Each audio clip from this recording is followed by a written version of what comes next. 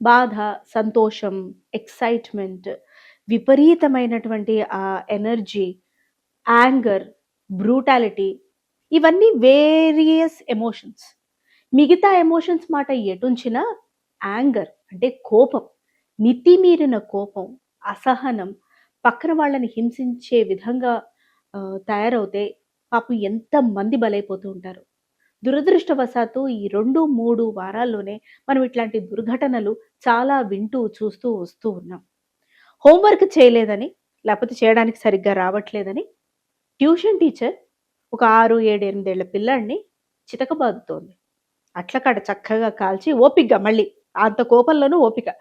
అట్లకాడని సరిగ్గా మంచిగా కాల్చి 7, 8 చోట్ల వాతలు పెట్టేస్తోంది. క్లాస్‌కి లేట్‌గా వచ్చాడనో, ఇంకొకటో కారణం చేత వీపుపై చితక బాదినట్టు. నిజంగా ఒక పశువుని కూడా మనం అట్లా బాదటమేమో. అట్లా చితక బాదినట్టు చేస్తూ ఉన్నారు. ఇంకొంతమంది ఇదిగో చూడండి. చిన్న చిన్న కారణాలు. సరిగ్గా రాలేదనో, ఒక పలానా సబ్జెక్ట్‌లో మార్క్స్ సరిగ్గా రాలేదనో, క్లాస్ అర్థం కావట్లేదనో, అల్లరి చేస్తున్నారనో, ఏ కారణం చేతైనా సరే 100 సిటప్స్ చేపిస్తున్నారు చిన్న చిన్న పిల్లల చేత. ఆ స్ట్రెస్ తట్టుకోలేక ఆగిపోతున్న చిన్నారి గుండెలు ఎన్నో. ఇంకో 6థ్ క్లాస్ పిల్లాడు హార్ట్ అటాక్ వచ్చి చనిపోయాడు. ఇలా ప్రతిరోజు ఒక అప్డేట్ చూడాలంటేనే మనసున ఎవరికైనా బాధేస్తుంది. ఎందుకింత పైశాచికత్వం? అది కూడా ఈ చిన్న పిల్లల మీద. వాళ్ళు బాధ ఇది అని చెప్పలేరు. అల్లరి చేయడం తప్పితే ఇంకేది చేత కాదు. నాకిలా అర్థం కావట్లేదు అని కూడా చెప్పలేరు. చెప్పాలంటే భయం. ఎవరేమంటారో, ఎన్ని తిడతారో అని. స్కూలుకు వెళ్ళలేమని ఇంట్లోనూ చెప్పలేరు. టీచర్ కొడుతోందని వచ్చి చెప్పలేరు. ఇంట్లో నాకు సరి అయిన అట్మాస్ఫియర్ లేదని స్కూల్లోనూ టీచర్ దగ్గర చెప్పలేరు. ఇక ట్యూషన్ టీచర్ల మాట అయితే సరే. Day care.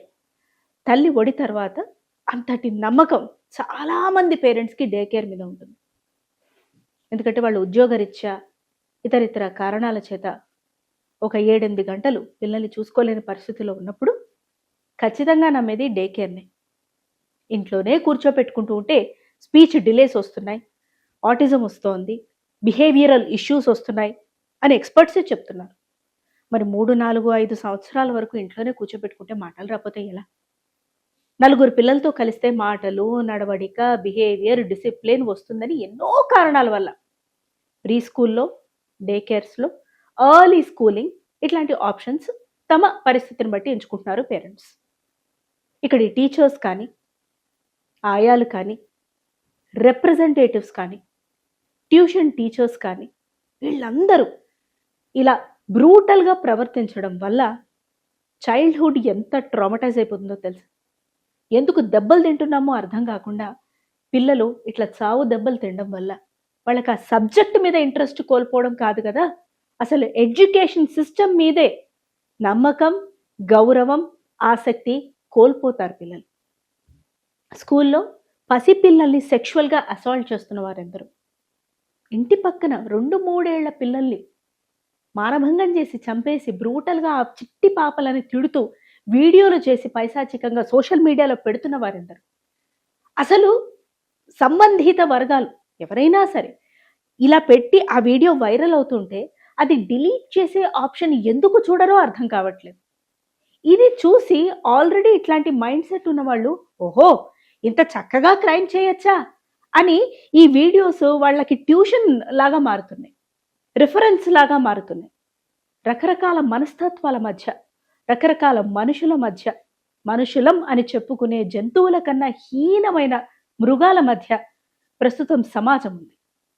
ఇట్లాంటి సమయంలో ఇట్లాంటి బ్రూటల్ అటాక్స్ ఒకళ్ళు చేస్తున్నప్పుడు వీడియో తీసి పెట్టి అది వైరల్ అయ్యి మరో 10 క్రైమ్స్కి ఇవి ఆజ్యంగా మారుతున్నాయి.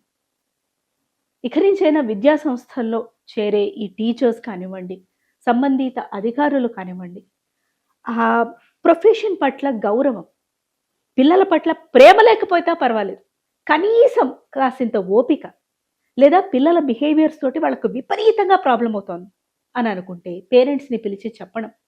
చిన్న చిన్న తప్పులకి వాష్రూమ్కి వెళ్ళొచ్చిందని కొడతారండి. ఇప్పుడు మీరు చూస్తున్న న్యూసే కదా ఇది. వాష్రూమ్కి వెళ్ళొచ్చిందని పిల్లల్ని కొట్టడం ఏంటి? ఇలా కాకుండా కనీసం ఇక నుంచైనా మానవత దృక్పథంతో వ్యవహరిస్తే ఫర్దర్గా ఇట్లాంటి దుర్ఘటనలు జరగడం కాస్తైనా తగ్గొచ్చు. లేకపోతే నానాటికి ఎందుకు పెరిగిపోతోందో తెలియకుండా ఇట్లాంటి హింస పెరిగిపోతోంది. భావి తరాల భవిష్యత్తే ప్రశ్నార్థకంగా మారుతోంది.